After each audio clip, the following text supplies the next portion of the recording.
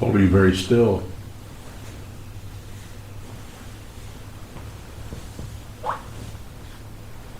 With your eyes open, looking straight ahead at whatever is in front of you. And just receiving whatever arises in any of the sense fields, including the mind. Just observe.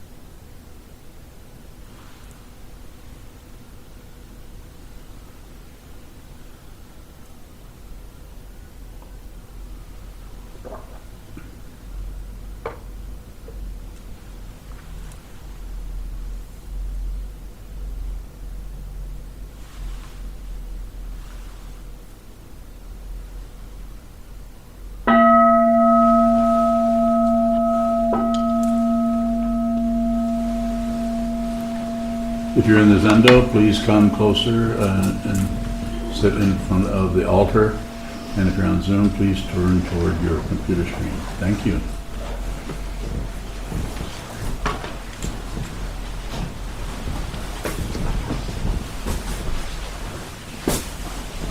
I'll start out by thanking all of you for attending this Dharma talk and this gathering of this community, this Sangha, as some of you have been doing for literally years. And I invite you again, and again, and again. Good to invite. Thank you so much, and thank you for all the help you've given to me and to this community and to this project that we're working on right now, a Community Mindfulness Center that probably might be tired of hearing me saying it, but I'm not tired of saying it, so I'm going to continue to say, help us with this. This is not about some kind of success story. It is about the intention. And as I've said a few times, it's not about results. If you don't understand that, there's a lot of room for questions there. I'd be happy to respond as best I can in that area. It's about the intention. If it becomes about the results, then you start to have bad feelings about the whole thing. This doesn't look like it's going to work, or why do this anyway? You start to get carried away by fear into fear and into the circularity of open fear, hope for something better and fear of something worse. So I also want to ask again, bring to your attention that I'm very interested, I'm highly motivated to see this Community Mindfulness Center come about. It's not about Buddhism particularly, it's not about it, but it's about giving people in the community a way of training their mind that isn't about just listening to politics or listening to this side of the story, that side of the story. It's about listening to this story, looking at this story, the story that's coming up in your mind that is actually preventing you from seeing the truth of who you actually are. It's a big case of mistaken identity. This is not looked at by brilliant minds. They're philosophers, psychologists, going way back to ancient times, Socrates, Plato. I'm not saying they weren't brilliant, they were, but no mind training. You have to go back to the Buddha, not that there aren't other teachers also, but you have to go back to someone who just looked at consciousness instead of constantly being trapped by the content of consciousness as being right or wrong or should be or shouldn't be. Please help me get in front of people that, for one thing, possibly have the funds to even help us. Could be organizations, the Rotary Club, Lions Club, I don't know if they're still an Elks Club or not, but there used to be. But different organizations that get together that may entertain the idea of having someone come and speak for 15, 20 minutes about this community mindfulness project. There's just so many things that are going haywire in the world and have been for years. And with this new regime that's coming in, I'm not saying we're doomed, but I'm saying it's just going to make it more complicated to focus on the things that are really important. And one of them is human rights, freedom, the freedom to actually live your life and be respected, no matter what your sexual orientation or your own personal health. And also the really big one, and I think this is gigantic because it's just ignored. What's the common word? Climate change, weather, everything is changing. We've been destroying this, and once it starts to go past a certain line, it's over. You will not have a place that you've been taking for granted called the earth, let alone you've been taking for granted called a meditation center, or even a body. When the body goes, you cannot train your mind anymore. If you think you can, then, well, maybe I'm incorrect. Maybe what I've been looking at for half a century and more is incorrect. I'd give you that. Maybe so. Title of this evening's talk is what? Invite it in. Invite. I started with that word invite. Whatever shows up. Be very generous with your attention. Give everything your attention. And when you wake up in the morning just to make a little story out of it, You don't feel so good. You feel pretty ragged. Maybe you had some bad dreams. Maybe anything happening. Please invite it. I'm not saying make some kind of a gesture that is of futility, but actually invite things in so you can feel your emotions, the texture of your mind, the thoughts, the memories, the concepts. Please do that. You can train yourself to do that through the sitting practice of meditation, as I understand it, and as I've been practicing for a long time. There is no solid self in the skandhas: form, feeling, perception, concept, consciousness, form, feeling, perception, concept of the thinking process, evaluation, judgment, analysis. That area of consciousness that is grasping, rejecting, shutting down, opening up, switching, changing, modifying, analyzing, blaming.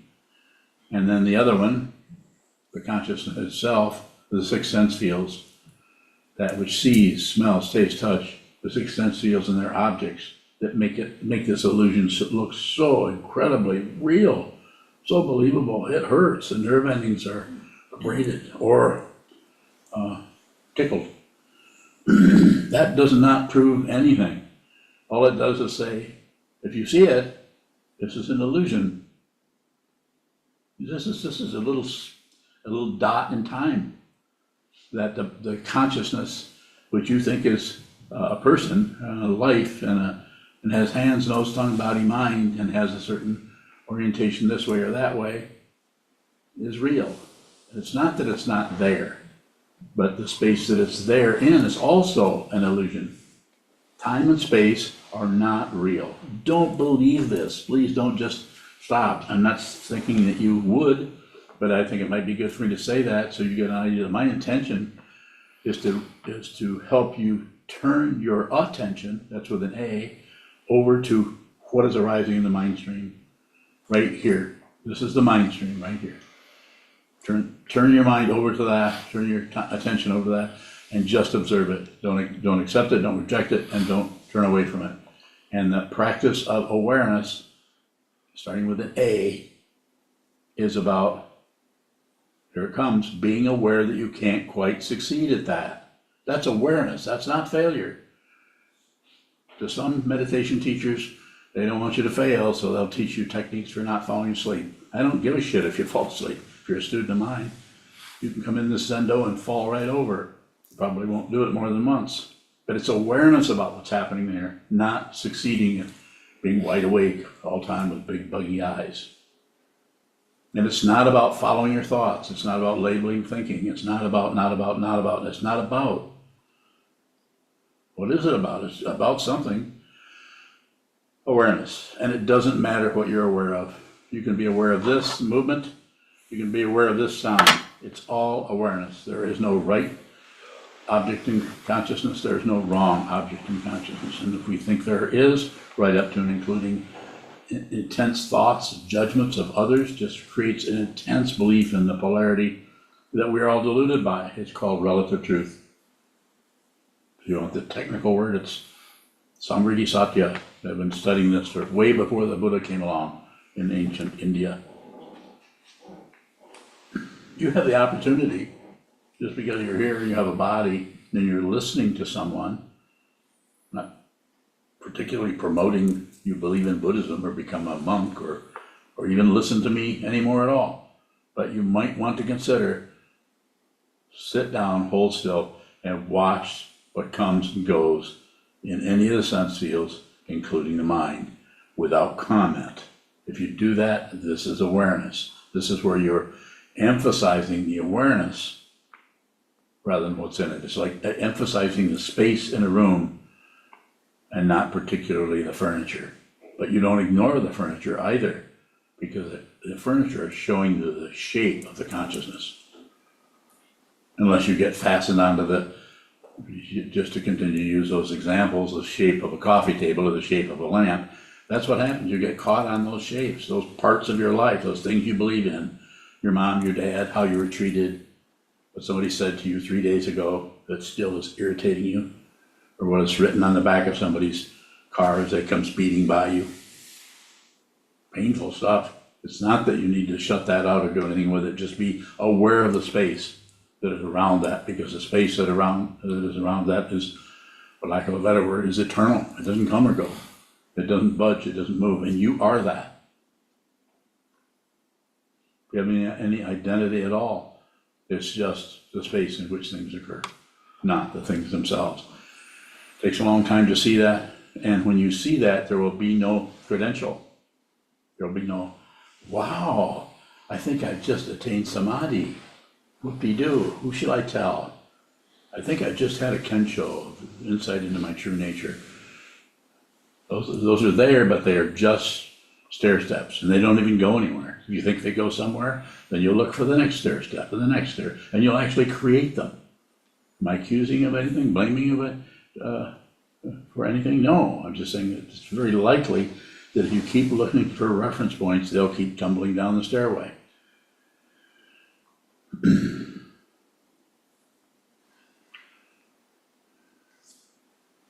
So invite everything that shows up. Whatever's going this way or going that way. Have an attitude of receiving what that is. And you might not know what it is that you're inviting in, what it is that you're seeing. It could be very challenging. It could be very painful. And because we all go in cycles, it's very likely that you will run into an area of your life, maybe next March, maybe last September, where it's just for 3 days, 3 weeks, maybe for a month or even longer, that just, no matter what happened, it just felt not so good. And even though maybe you've been meditating for 10 years. Do not conclude. As soon as you conclude, you've stopped observing, you've stopped receiving, you've stopped inviting. Don't conclude anything. Let the causes and conditions around you, dependent origination, pratitya samutpada, let that do its own concluding. And when you see something concluding, realize that this is an illusion, that nothing actually occurs. As I've said, I'll say again. Don't believe it, don't believe it, don't shut down on it as some kind of belief, not that you would. It's not that kind of an understanding or that kind of a realization or a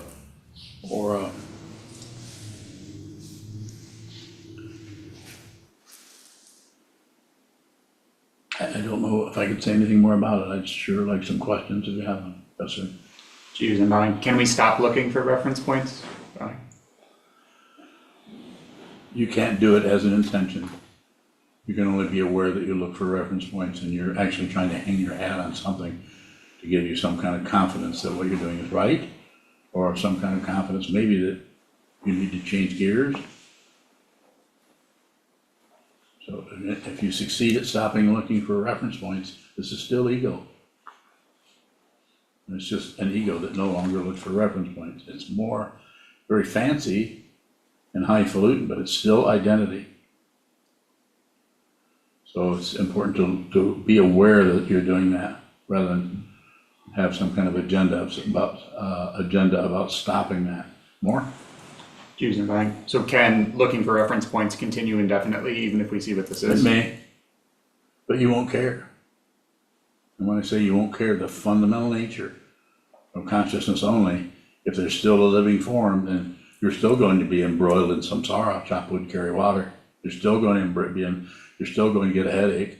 You're still going to have a disagreement with someone across the kitchen table. Those are still going to come.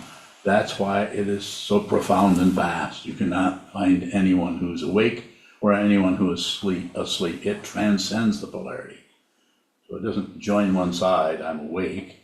It doesn't join one side, I no longer have reference points. It's worse than that, it's better than that. It's absolutely devastating to any kind of centrality or any kind of center or any kind of fringe. It blows that, it's just gone. There is no time, there's no space, nothing occurs. It is an illusion. If it's an illusion, then nothing actually happens. I'm just using relative stuff. to tell you, not because I'm such a wonderful dude, but because I'm looking at this and I'm encouraging you to see it. You don't ever have to listen to me again. If you understand what I'm saying to you right now, you can stop. Don't ever tune in again. But if you need to be reminded, I'm here every single day to do what? Remind you that you need to find out who you are. You don't need to believe anything. You don't need to disbelieve anything or ignore anything.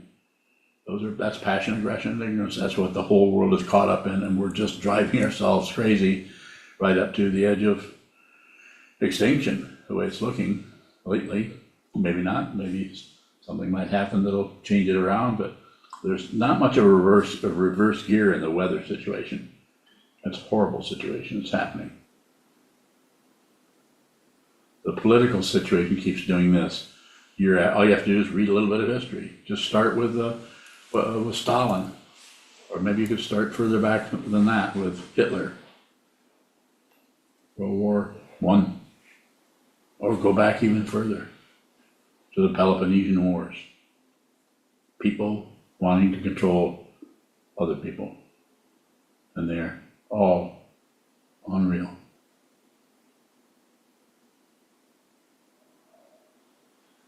Yes.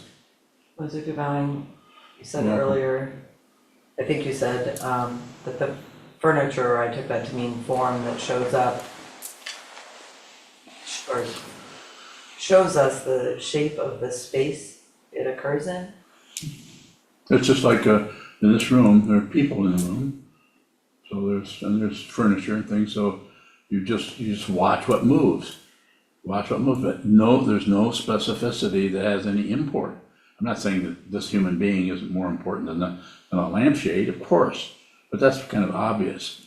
But we're saying from the point of view of awareness, just be aware of what moves in the space until eventually you are aware of the space itself. And what is the space? Consciousness only. Everything is arising and coming and going is unreal. All those lampshades, all those people, very temporary. They show up, hang around a bit, they have their agenda, they have their story, they have their purpose or whatever, and it does not last. It is impermanent. But while it's there, it's pretty damn important because we can feel it, right? SokukoJi, it seems like there's something different from the sitting practice that shows up in terms of training our minds using the practice forms like Doan or Doshi. What do you want to know? I was hoping to understand how, are those forms still, are they showing us a space in which they occur in a similar way? It depends on how you're working with what arises in consciousness. If whatever is arising in your mind, you're just watching it come, you're watching it go, and you don't add any agenda to it, no interpretation. You don't do anything with it. Then, in so-called post-meditation, you stop attaching, detaching, or really caring one way or another about anything from the point of view of value or no value. The polarity just comes apart. And if anything happens, you begin to really fundamentally appreciate what is in front of you, which is consciousness only, showing up as the illusion of forms. This is what I teach in the class I teach in Opening the I-Mind. It's all about appreciating the apparent otherness, the differentiation when it's seen for what it actually is. There isn't anything separate from anything else. It takes a while. Yes, go ahead. SokukoJi, does a practice form have to have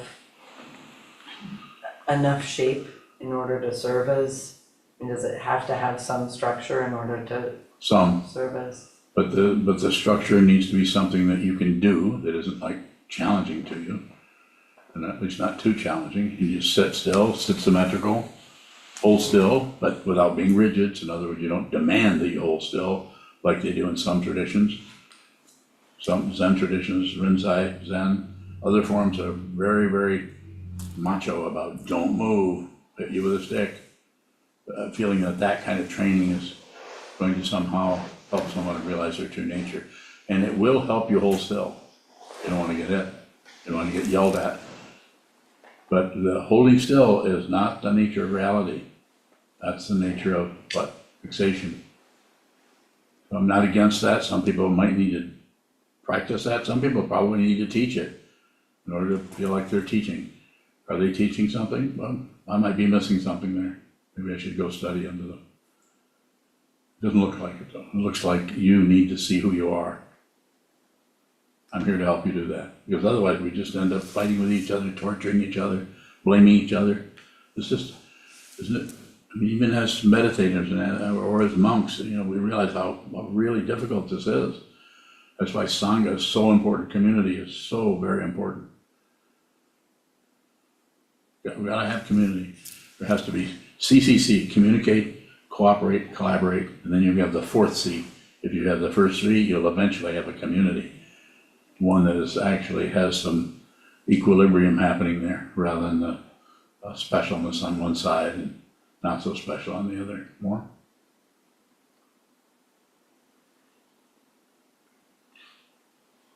Sokuzan, I'm not sure A little louder, please.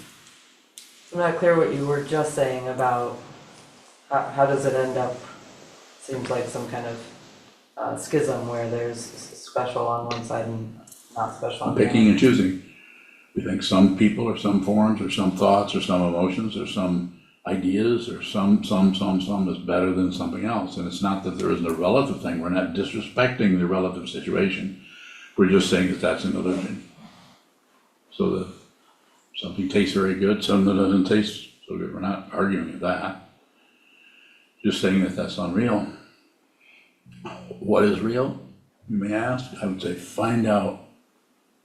Find out. The only thing I can do here is to encourage you by saying you can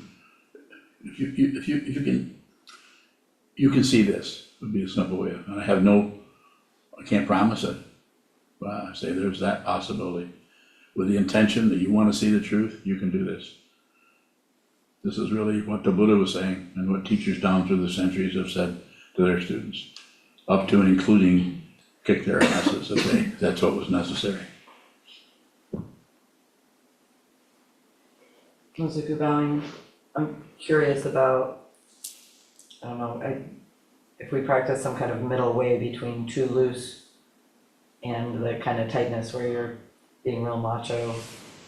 Is there a point where a form, whether it's sitting on the cushion or bowing to the altar or any other form, becomes so loose that it's not as useful for training the mind? Well, you could speculate like that. That's why you need a teacher. That's why you need a teaching. That's why you need a community. So that will find its own structure. It needs to be done through awareness, not through some macho structure where you have to do it this way or else, or because the guru said do this, so therefore you have to do it that way. That is a misunderstanding. And the downside of the misunderstanding is obvious. It's a misunderstanding. The upside of the misunderstanding, that kind of misunderstanding has been necessary down through the century for us to even receive this teaching. You have to have all the polarities. You have to have 18 schools coming out of the Buddha's. The Buddha didn't lay out some kind of plan where everybody should function this way. He understood relative truth. And he understood that if his teaching was going to survive, it had to be allowed to go in all different directions, interpretations. Every one of those 18 schools is correct.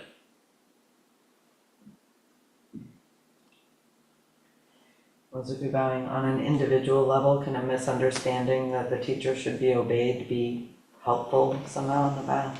Everything is helpful at some point. All dharmas agree at one point. All dharmas agree at one point.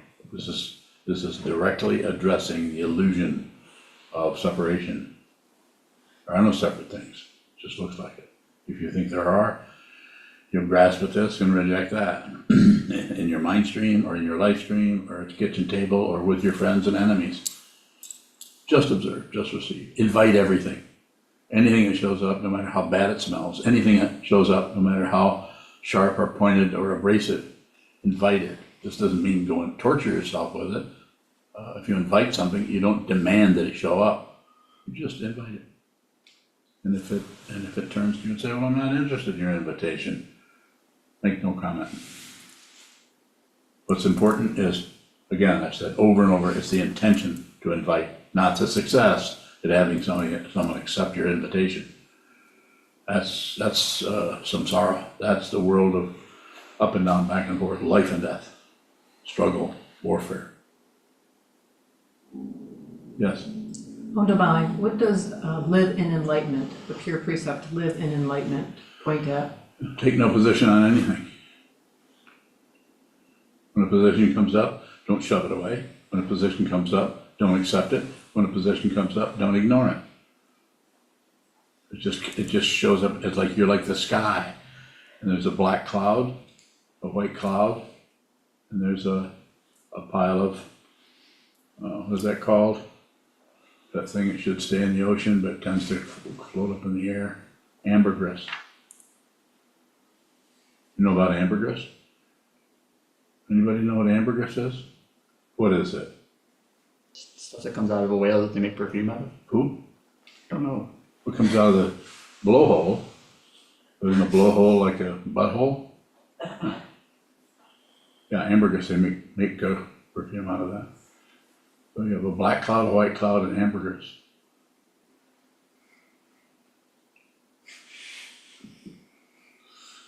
You don't like whales? Did I answer your question? Odabai, when the pure precept is Yes. live in enlightenment, Just live in the light, just don't push it. It's passion, aggression, and ignorance. You don't do anything with it, no matter how you feel, you don't push. No matter how you feel, you don't accept. No matter how you feel, you don't ignore. You just live in enlightenment. You are the thunderstorm. You are the rainbow. You are the lightning strike. You are this. You are the cockroach. You are the jackdaw. You know what a jackdaw is? What is it? crow-like, Eurasian crow. A Eurasian crow. Okay. Good. Good one. Go ahead, please. You have more? Odabai, what happens when we see ourselves failing? So if there's just an invitation, in other words, you just see yourself failing. The failure is the dependent origination, and that needs to happen. But pratitya samutpada, it's a classical interpretation of this shows up, that goes away. When this shows up, then that goes away. Classic teaching. This caused that, caused that, caused that. So failure shows up because there was some kind of idea of trying to succeed. There's no idea of trying to succeed, there can't be any failure. So what you do is you just receive that, you just look at it. It's just like a dark cloud arises in consciousness. You watch it, you smell it, you don't do anything with it. It does not last. It will persist if you try to push it away or explain it or try not to be, or explain to yourself that you're not failing, or try to change gears so you won't be such a failure. Don't let anybody know that you're a failure. More about it if you have it. Odabai, is it helpful to see that it's the body-mind complex that is failing and not the individual itself? You mean like my bad health is failing? I mean, that would be an example. I have bad health, so it's failing. I'm trying to do something to keep it from collapsing altogether. You mean like that? Like it's your body-mind complex, it's not consciousness that's failing. A consciousness can't fail. Can't fail because it has no substance, there isn't anything. Consciousness is not something, just like the sky is not something. So it has no positionality.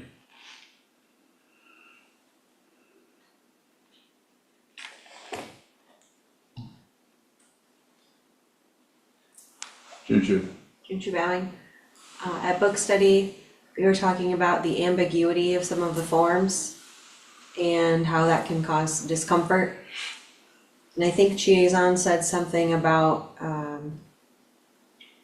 we don't emphasize efficiency, we emphasize awareness. Efficiency? Okay. And it seems like I tend to get fixated on efficiency. Mhm. And I see, or I get frustrated by I Anything gotcha. here? What's the question? is what's wrong with efficiency? There's nothing wrong with it. There's nothing to correct with you. You don't ever have to change that. That never has to go away. And so to some extent, what Jay said is, it would be appropriate. I would say a little bit more about that. I would say the desire for efficiency is awareness.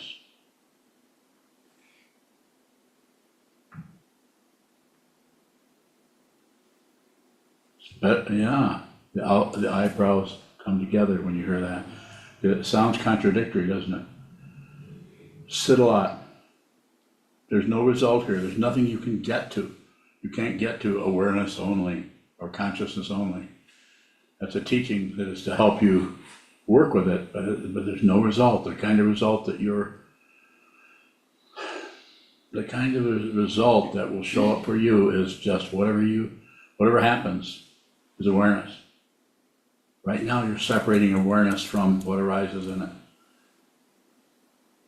And that's necessary for a while. But the way you're presenting the question, I can't, I have to say it that way. When it looks like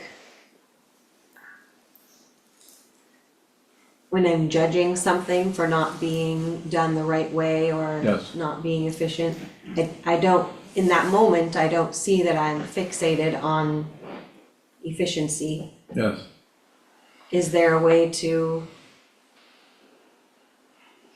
see that while it's happening? There is, but it's going to probably take a lot of sitting meditation along with just living your life, working with that and watching that so that the observing part of the consciousness gets stronger just because you're training it. You're training your mind to just observe. You're returning to the cushion, returning to the wall, returning to your mind stream, coming and going. You're watching it coming and going. You're slowly training yourself not to accept it, not to reject it, and not to look away. So that when your everyday situation, when those kinds of things coming up, being upset with something not being efficient, would be my way of saying what it sounds like you're saying.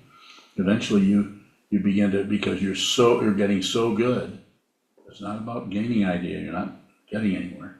But you're actually no longer prioritizing anything. You're just, whatever shows up, you're inviting it. It doesn't matter how you feel. It takes a long time, and that's a very subtle area that happens in consciousness that cannot be helped. It can be assisted by the thought process, but the thought process is under the auspices of the seventh consciousness or the ego or the narcissism of the mind. So it has to be done in a very subtle and a very direct way. That's what I'm endeavoring to point at. The way you ask the question, someone else might ask that, I might respond differently, but to you, I happen to know you fairly well, and I would say, what's the one that would fit this, a standard thing that I say that I'm probably gonna start putting on t-shirts pretty soon? Be the shit you're trying to get rid of. But that doesn't mean I give you a credential to be a terrible person. But it just means that work with it, invite the difficulty in, so you get a clearer picture of what it actually is, of how it's actually structured, how that negativity, that picking and choosing, or that demand for perfection that you have. You want things to be a certain way, you're fussy in that way. And so at some point or points, or maybe no point at all, you're going to actually have to allow that, invite that into consciousness and have the confidence. I don't know if another word, confidence may not work, but to have the audacity to just be that for 20 seconds, 20 minutes, 20 days, so that you can actually get a good taste for what the confusion is about, so that you can stop fueling it. Do you understand? A little bit. You can do that. Not everybody's ready for that instruction. You are. Further question out here in TV land? Mike C. Like bowing.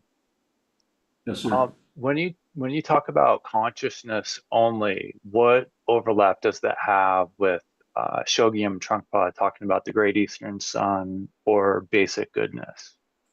So he's using those images, and I occasionally will use those, but that's his way of talking about the Great Eastern Sun is to have some kind of idealization of a great perfection. It's like the Dzogchen masters talking about the great perfection, the Great Eastern Sun.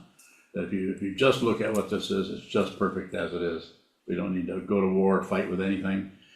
So I think that would be his way of trying to help you with some unconditional confidence, not belief in something, and but some kind of basic understanding. Like basic goodness is fundamentally, even the worst person in the world basically just wants to be happy. But their way of getting happiness might be murdering people, because they've been so terrified by their causes and conditions, either in this lifetime possibly, but in 3 lifetimes ago, because the consciousness does not separate. Just because the bodies come and go, the consciousness is everywhere all the time. Consciousness does not belong to anybody. If you think that it does, and I'm not condemning it or anything, but you'll probably continue to suffer looking for a self. There isn't one. That's an illusion. It's amazing, because if you realize it, then you're not concerned with getting rid of your ego. Because you see that clown in the closet that's always coming out and wanting its way. It's unreal. You don't have to get rid of that character. But they no longer run your life. What does run your life? I would say it, to put it very bluntly, using the words that Mike has just brought up, and quoting Chogyam Trungpa Rinpoche, is basic goodness. If you really understand who this is and what this situation is, you become speechless. You just don't have words for it. But you just know, you just understand that there's just basic goodness. There's just always Buddha, always awake. Nothing has ever slept anywhere. But if you're confused through passion, aggression, ignorance, wanting, or hope and fear, then you cover that, your Buddha nature up. It's just like a brilliant light that you're going to cover up because it's just too bright. You don't have to do that. You don't have to do it. You could actually look at that. It might take you 20, 30 years, but you could do it. Mike? Thank you. Yes. You're welcome. Any further questions on Zoom? Jishin? Jishin bowing. What raises the consciousness? Bowing. If I use your words, raising the consciousness or being more aware would be my way of saying it, is to less pushing, pulling, and shutting down. If you do anything with it, the consciousness starts to get usurped by, or contaminated by, you could even say, by the hope and the fear, the desire for something better and the fear of something worse. So don't do anything. As I said a few moments ago, the title of this particular Dharma talk is, what would I say? Invite it in. Invite it in, invite everything. No matter what it is, invite it in. And it may come towards you, it may not. But it's the attitude or the intention that is important, not the result. You get hooked by results, we're right back to what Trungpa Rinpoche talked about in his 3rd book, Cutting Through Spiritual Materialism. How do you cut through that? With awareness. You don't do it, there's nothing to do there. You just need to see that grasping for this and rejecting that and shutting down is materialistic, either spiritually materialistic, psychologically materialistic, or materially materialistic. Getting more stuff, getting more control.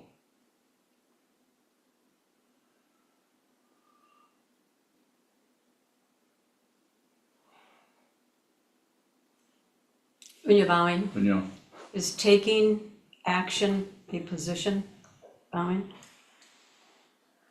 taking action, you mean like just grabbing some action? What do you mean? Any action, is any action taking a position? Yes. Anytime you do anything, anytime I move, there's some kind of participation in the illusion that is, that looks like,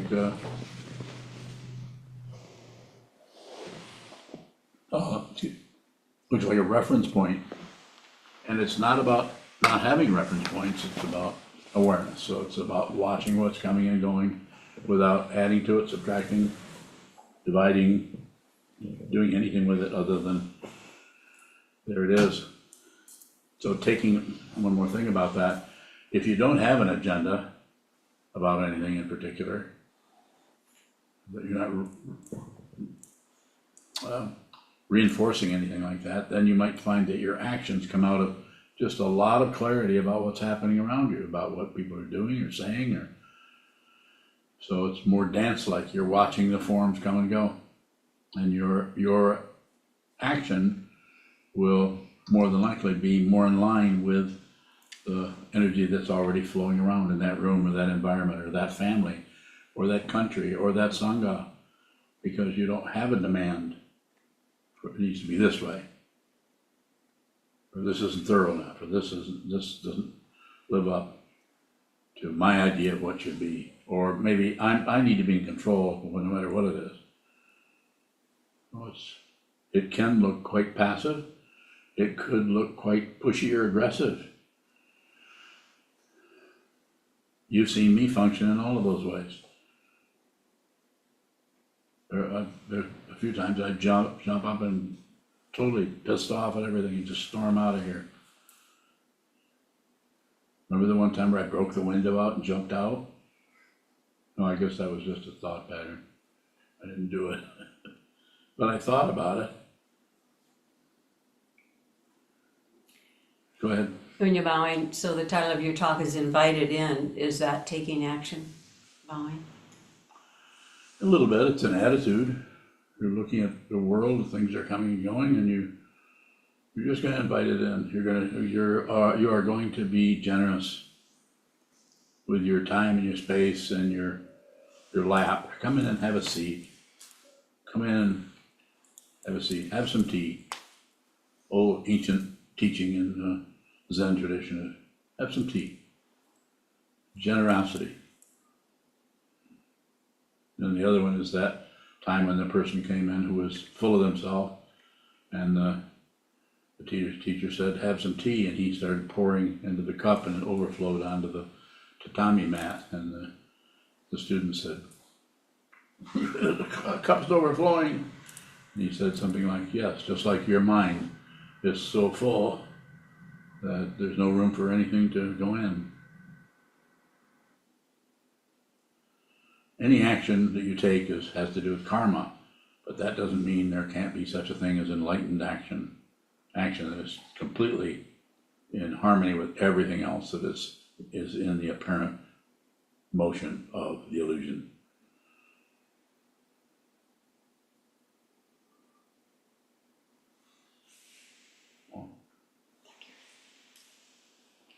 So Corinne, bowing, in that area of inviting something in, there's a dynamic of agreeing, Yes. sometimes even with two contrasting positions or people. Is there a quality to agreeing that is not grasping?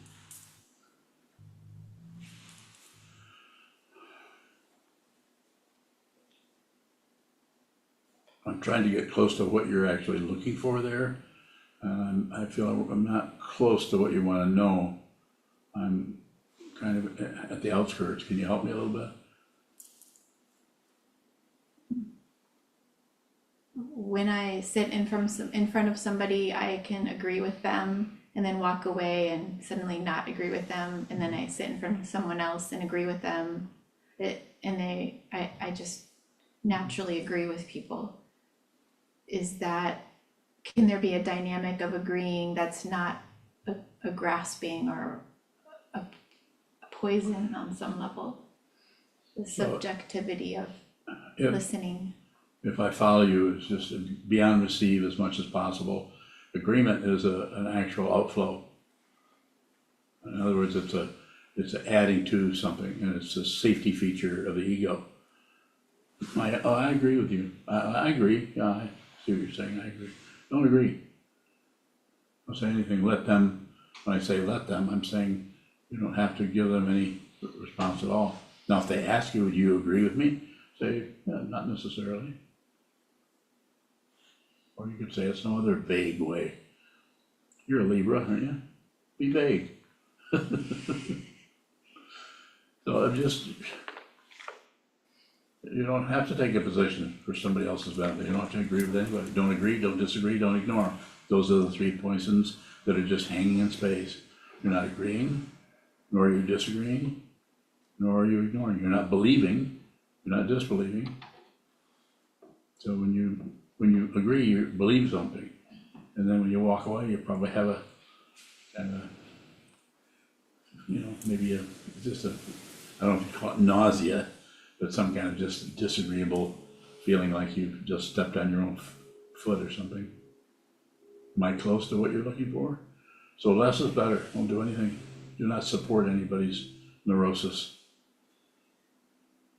That doesn't mean there might come another time when, because in order to really support someone, that's the only thing you can do, because the priority there is to save all beings, to help others. You might see might be in an environment with a person where you can't do anything but be very supportive of them by agreeing with them. But it would be very situational. It would be about that particular suffering that's going on there. And if you get caught up in your intellect and right and wrong, then the ego comes in and says, well, you can't do that. They just are going to need to tough it out, or don't listen to any of that gossip. When I say don't listen to it, of course, listen to it, but realize that it's that anytime you hear that kind of chatter trying to take a position of right or wrong, or should be or shouldn't be, it's usually some kind of strategy of that part of the consciousness we call ego, trying to be right, trying to get it right, not make a mistake. More. Thank you for the question. Yes, sir. Choose inviting. Is inviting it in passion? Bowing? Yes. It is.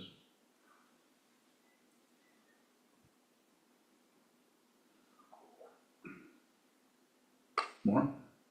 Choose inviting. Does that passion fuel circularity? Bowing? It might. But it's always about awareness. It's not about stopping circularity. Don't accomplish anything. I will not be impressed. Occasionally people come to me with their awakening. Not many, because most people realize they're not awake. Okay, Sean, go for it. Sean Bowing. The 10 paramitas, the perfections, the 10 perfections. Yes. If one tries to act within those qualities, is that a relative view in action, Bowing? Yes.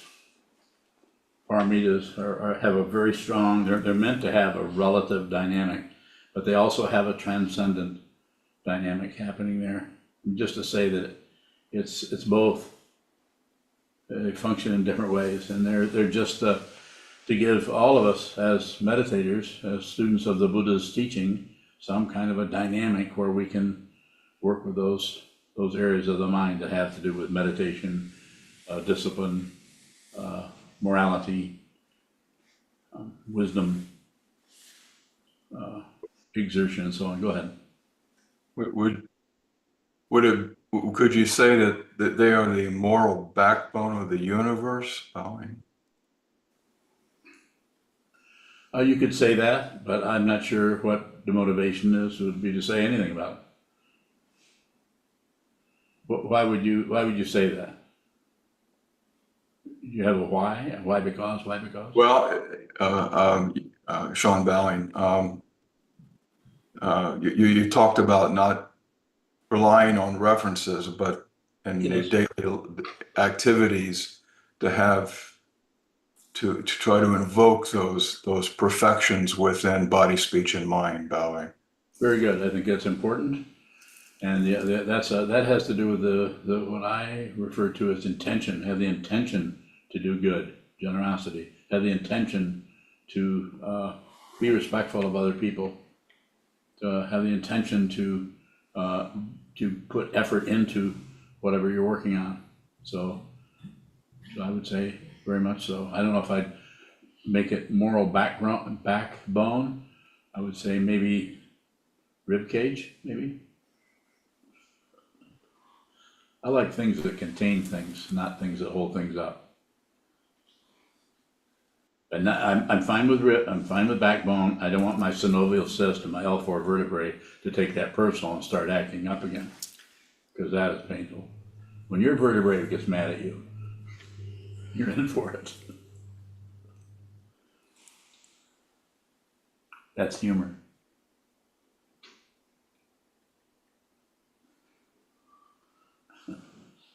Okay, shall we have any more questions or no? Anyone else? Yes. Aren't you bowing? If I think someone is getting away with something or should be held accountable for something, Maybe somebody stole your baseball mitt.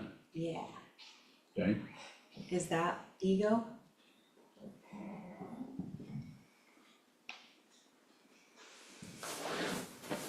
Did somebody steal your baseball mitt?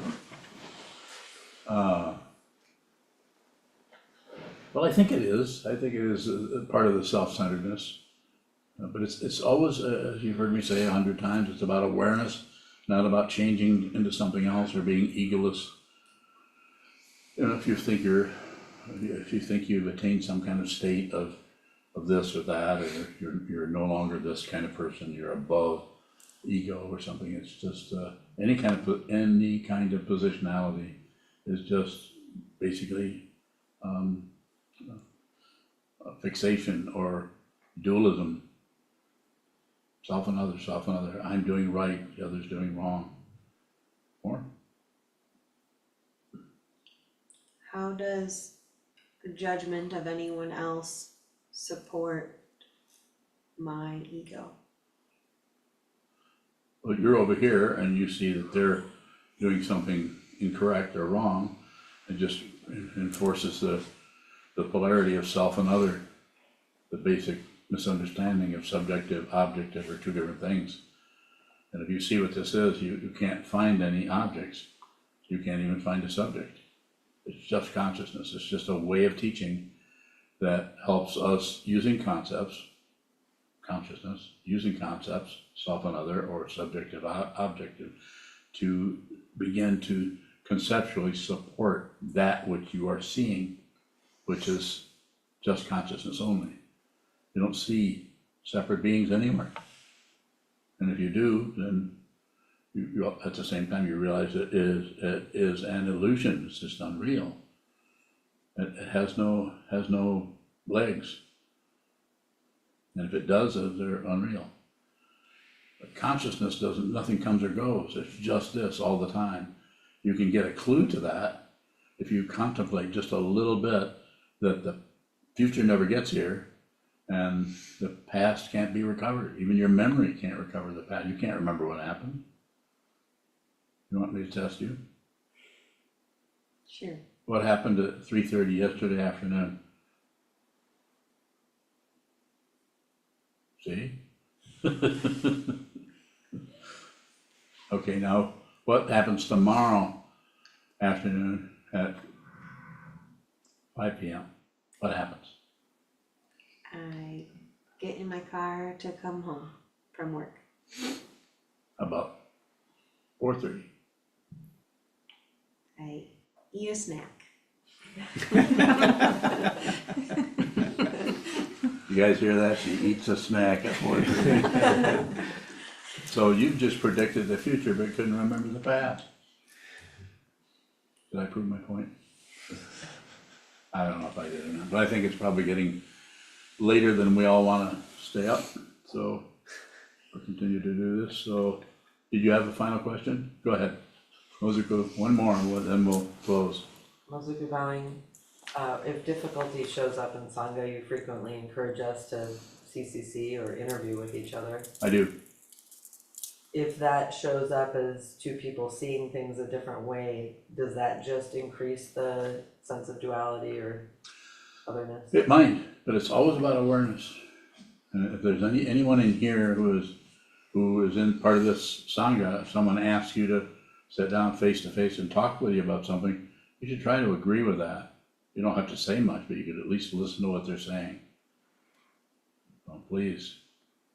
do that. Work with people where they're at, if you can. It can be very difficult to do that. It's very difficult to sit with someone and look in someone else's eyes for a few minutes before you even talk. Just be with that person and then begin to ask about the situation that you're maybe challenged by or confused by. Very good idea to do that. Thank you so much. Please give to the Community Mindfulness Center so that we can stop talking about it.